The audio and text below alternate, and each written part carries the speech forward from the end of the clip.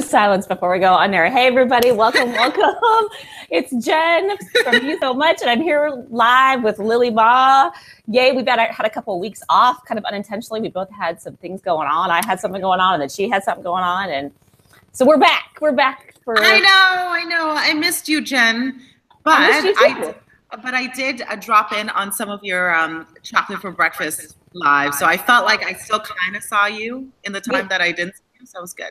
You totally did. I think I dropped in on one of your live calls too at one point. So, so that's cool. Nice. I loved having you there on Saturday with my special guest, Miss Cara from Chocolate Pursuit. That was super fun. That's right. That is your friend that you were talking about with all those delicious craft chocolates.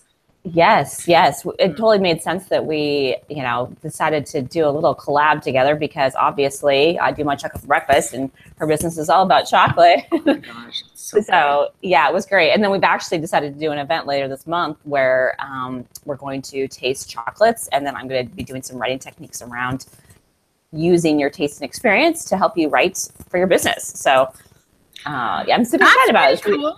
Okay, yeah. So, let me talk about that for a second. So you're going to be tasting chocolate while writing.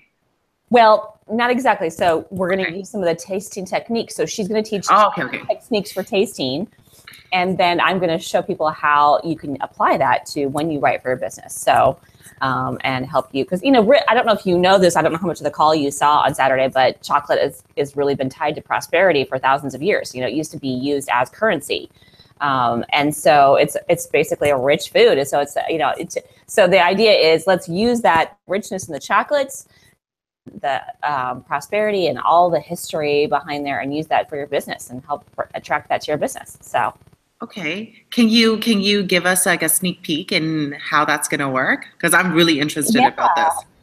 Yeah. So just to give you like a little hint, for example, one of the things that Cara always recommends that you do is you actually write down all of for example, the words that come to mind when you smell chocolates, right? Mm-hmm. And when you taste chocolates. And so we'll be doing something similar for your business where you write down all of the words that make you, what does your business smell like? What does it taste like in your business? My business smells like lavender. Yeah? Tell me more. Why? I love lavender. I love the smell of lavender because my one word is extraordinary. But under that is genuineness, grit, and contribution. So when I think about lavender, I think about the essence being so real and so genuine, which is a huge part of who I am. So right. I immediately it will smell like lavender. And I have lavender everything. I have lavender essential oils. I use lavender soap. I use lavender everything.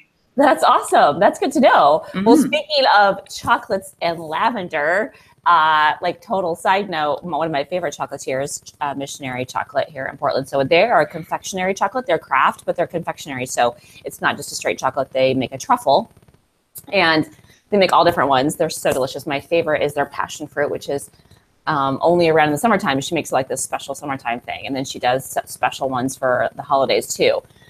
But one of her flavors that she keeps all the time is lavender. So she has a lavender chocolate truffle that is absolutely amazing. I don't know if you've ever had lavender cuisine. You haven't? Never tasted lavender cuisine. Yeah. So I've actually had the pleasure of having lavender on fish, seafood, and ice cream, lavender ice cream. It's really good. Some people have a hard time getting over it because the smell of lavender is so strong, right? Mm-hmm. And so it reminds them of soap. And so they feel like sometimes it's this sort of soapy flavor, which is, of course, it's not the soap that you're tasting, it's the lavender, right? But if you can kind of get over that, or if it's done really well, if it's blended with other flavors really well, it's just so delicious. Okay. I should think about that. Okay, so go on. I'm excited. Yeah. Yeah, so like with you, obviously it's for me, but my business tastes like chocolate, right? It tastes like chocolate, so not smell, but but that's a good thing to do is then dig deeper as to why, and then you can use a lot of those adjectives when you're describing your business or in your copy when you're talking to a customer. So, because obviously if you are if lavender represents genuine grit to you, then you can use genuine grit and talk about your business in that way. See, I did it the reverse, but the other, you could work backwards too.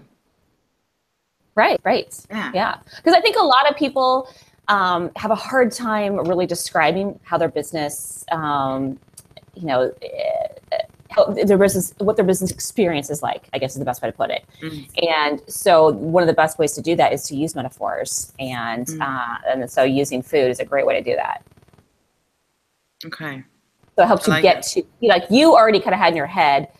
I mean, I think actually you probably thought of lavender before you thought of, genuine and grit. Maybe not. Maybe you thought about it before, but I always loved lavender. Like that's just like yeah, 100%. I always love lavender. I love lavender fields. Like everything about lavender, I love. I also love the color lavender, like everything about it. So, the genuineness and the grit and the values came after the fact that I've always loved lavender my entire life. right, Mhm. right.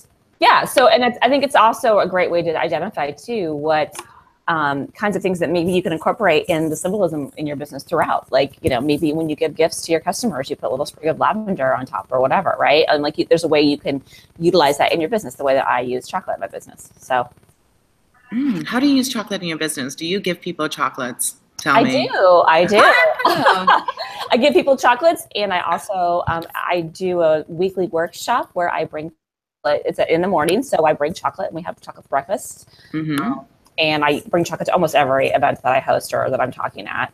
And I talk about it obviously in my videos. I talk about it, in many different places on social media, all that. So, yeah, I incorporate it a lot. Oh, I love it. Okay. Yeah, Lavender. Little yeah, spray for lavender. Awesome. yeah, yeah. Excuse me. So, how have you been the last couple of weeks? What you been up to? I've been good. What have I was in Vancouver for the last few days. Last week, it was just only for a couple of days. I know Vancouver is not that far from you, right? Like No, we're in the it's same time super, zone. super, super close. Yeah, I love Vancouver. It's one of my favorite cities. In fact, I've often joked that I would totally move up there if I wasn't a citizen of the States because it's such a fantastic city, isn't it? Really? Do you?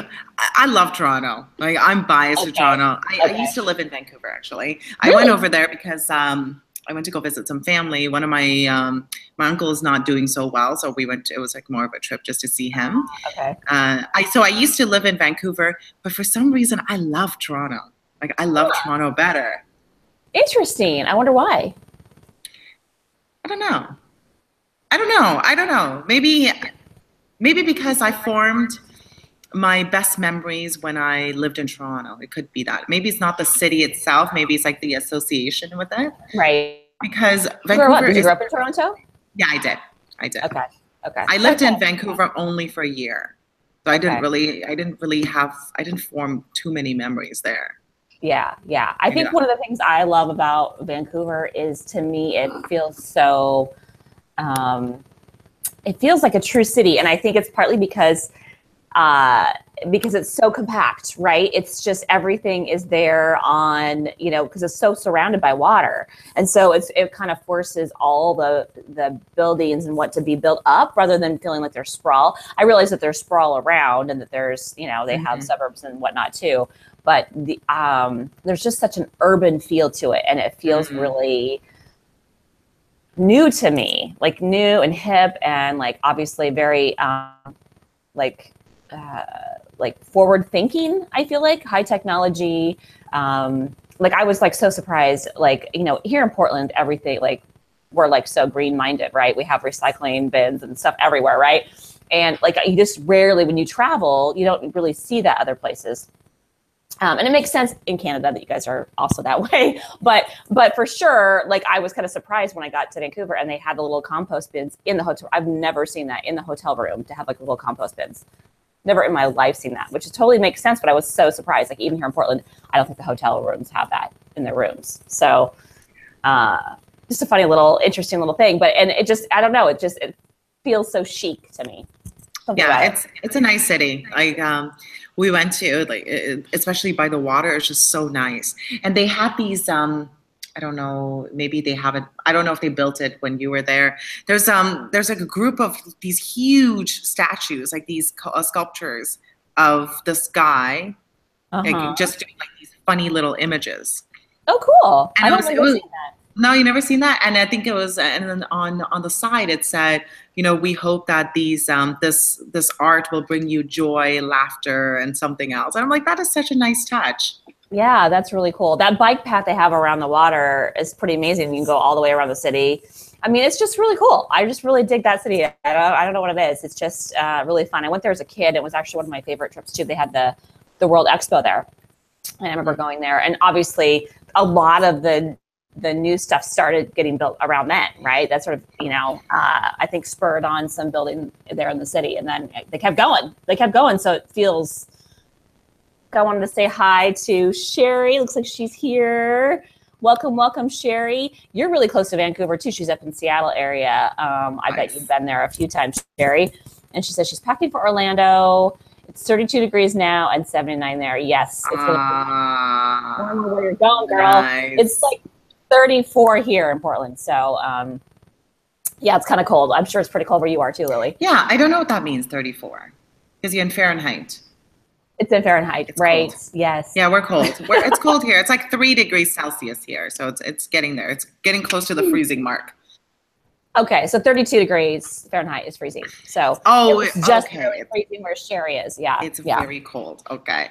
All right. Yeah. I know we kind of got sidetracked, Jen, but we were going to talk about your, I keep saying blogging, your vlogging, your 30-day challenge vlog. Yes, I'm done. Yay. Yay! Did you celebrate with chocolate? Of course I did. I totally celebrated, and wine and a bath, and it was great. No, it was really wonderful. Yeah, I had a really great time. I learned so much. I'm so glad I did it. I was also really kind of relieved to be done. And I was like sort of debating because Evan, who is the one who originally challenged me in the first place, sort of suggested that I should just keep on going because I had the system set up. I had the habit of doing it. And I probably would have, except for one thing, and that is the editing. The editing took so much time, so much more than I expected, which I think I mentioned to you last time we chatted. And I just couldn't, I just had too many things I had to catch up on to be able to afford to be able to keep on with that editing schedule. But I could have done it and then not edited. I could have done more live things like this with you, or I could have just recorded and been happy with the, just posting something up. But I kind of, I want it to be a little bit better quality. I want it to be fun for my viewers to watch. So I'm going to use this time, like this next month or so, to come up with some ideas for some new, maybe a couple of new playlists, a couple of different style videos. And then we'll see what happens. So yeah, it's great. One of the things I would say for sure is that it's really helped me realize that, if you set your mind to something, you can get it done. It's one of those things, like challenges are so interesting. It's something that I'm actually researching right now for my own coaching methodology. So one of the things that I introduced recently for all my coaching sessions is a 24-hour mission. Okay. So so say for example, my coaching session ends at 1 p.m. Yeah. I give my clients 24 hours to do a specific project that they have been putting off for a very long time. So it's something that is very challenging for them, but at the same time still realistic to obtain. And I was so surprised that 95% of them actually did it. Wow. And a lot of them, I have to actually go into even deeper. There was a big portion of them who actually did it earlier than the 24 hours. Wow. That's cool. It's very, very powerful when you challenge someone. And I was doing some research yesterday on it. And someone said that you don't want to make goals, you want to make promises. So if you promise someone that you're going to do something, you're much more likely to do it, because your subconscious mind doesn't want to be embarrassed, because it's like, if you don't do something that you promise, it kind of makes you look bad. Like there's a public humiliation factor to it. I agree. Yeah, so that's why I was like, I wanted to kind of follow up with your 30-day challenge. But after that, if you don't want to do it for whatever reason, that's okay too. Yeah. Well, I definitely think for sure that it set me up to do more videos on a more regular basis, which I wasn't doing before, right? So before I was really just kind of maybe 1 or 2 videos if I had time. Like I pretty regularly did at least, I mean, for sure I did at least one video because I had my live chocolate for breakfast. But in addition to that, I usually did one, and that was probably maybe a couple if I felt inspired. And so I really liked how I'm like, okay, now I'm set up. Like I had to really, it forced me to create a system. And then also a place for me to capture ideas, because even though I brainstormed ideas for 30 days, so all I had to do is sit down and like start doing it, right? I had all these ideas that came up in the meantime. And so sometimes I would like go, I'm going to do that one instead because it just feels like it's timely. And so that was cool. That was one thing about doing them every day that I kind of missed, because like when something like came to my mind, I'd be like, okay, I got to do this right now.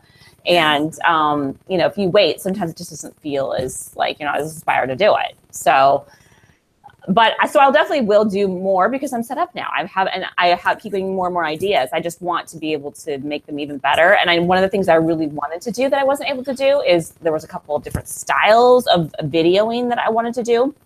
And quite frankly, I just didn't have time to do new styles of video and also like do it every day and edit. Like it just realistically wasn't possible in order to do that. And, you know, because I still have my copywriting business.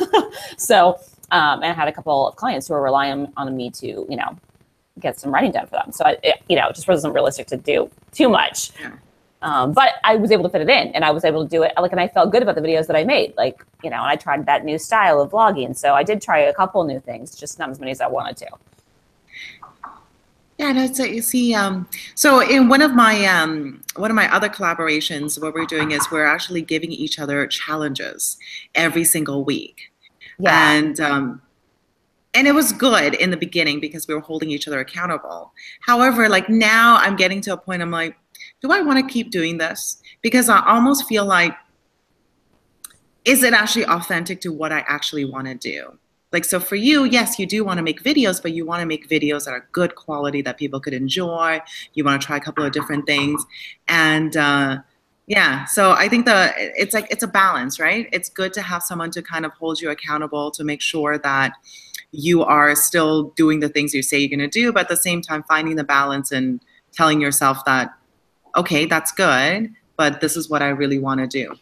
It's just finding the balance, I think. Yeah, I totally agree. I think there is a balance. And also knowing like, hey, it's okay to give yourself a break. Like, I think I learned a lot, but I also want to be able to absorb what it is I learned. Like, I'm still kind of absorbing that, right? And figuring out where I want that to take me, I think. And so giving myself a little bit of a break so that I can do that. So I can kind of sit back and make a better plan for the future. But for sure, like you were saying, that doesn't surprise me that 95% of them did it, because you kind of like, you make this agreement to do it, and then you just you kind of got to follow through, right? And there's like a reason why. It's kind of like when you run a marathon, like if you set the dates, you're so much more likely, like you set the date, you pay for it, right? You pay for it, and then it's like, okay, I got to start training for it. And so then you make yourself a training plan. So I think that people can utilize that in other areas of their life, you know, whether or not it's a challenge per se. You can make a promise with yourself, maybe.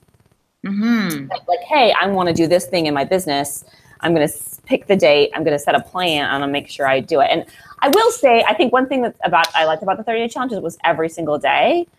I think that sort of kind of forces you to work on something on a daily basis, because I know I'll have like business goals, and then I'll be like, okay, I'll work on that, you know, in a couple days.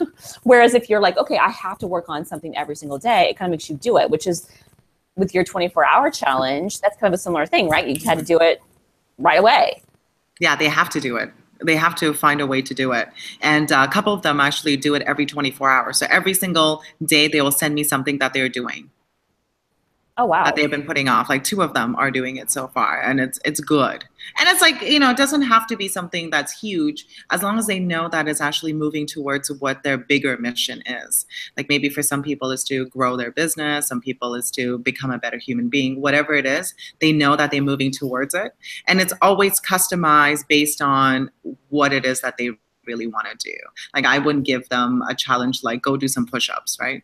Unless they want to become healthier. Right. So I'm kind of trying to figure out this whole challenge thing.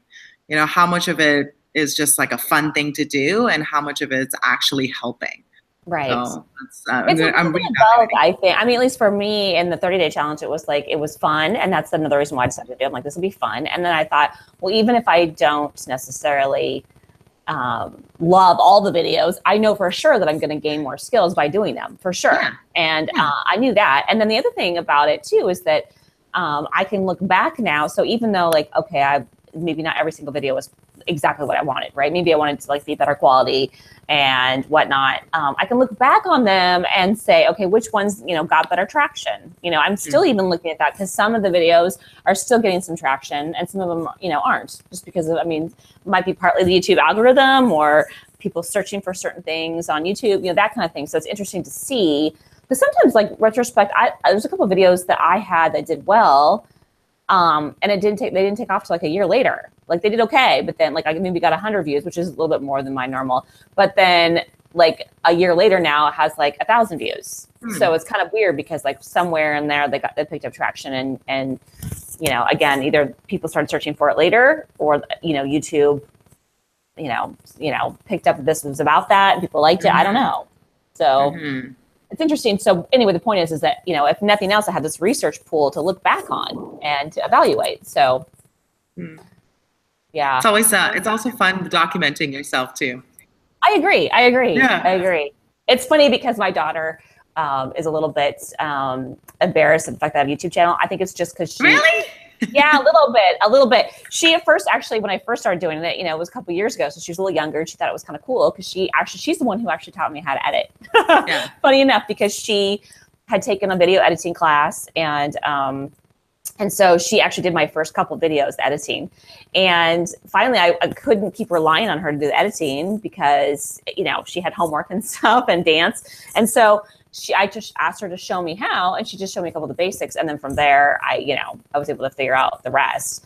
But anyway, the point is that she's kind of a little bit shy to, you know, tell anybody. In fact, we were having a conversation with another, other parents at our school, and John was talking about how he has been helping me. He's been doing some of the transcribing of the videos. And then later Laura was like, can you do me a favor, just not tell anybody? Don't tell anybody that you have a YouTube channel. I'm like, oh, come on now. But the funny thing is like, I know for sure, I was thinking in my head, like, you know, someday she's going to be so grateful because I have all this video of myself talking about things that are happening in my life. And this is like, you know, so, you know, 50 years from now, you know, she can look back on that and, you know, and have memories of stuff that, you know, you couldn't otherwise have, right?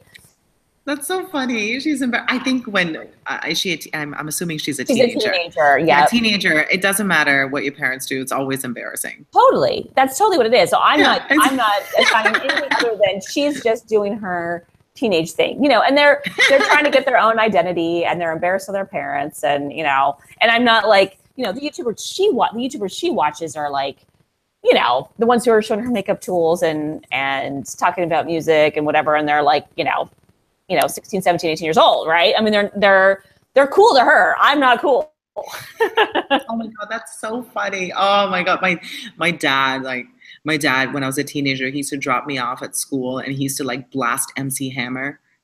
And it was just so embarrassing to like, oh my God, Dad. Like, oh, really? That's so funny. It's just everything that my parents did was just embarrassing. Now it's like, it's okay. You know, it's not a big deal. I'm 33 next week. And now I can see why they did the things they did. But that's so cute. That's so funny. One of these days, she's going to look back.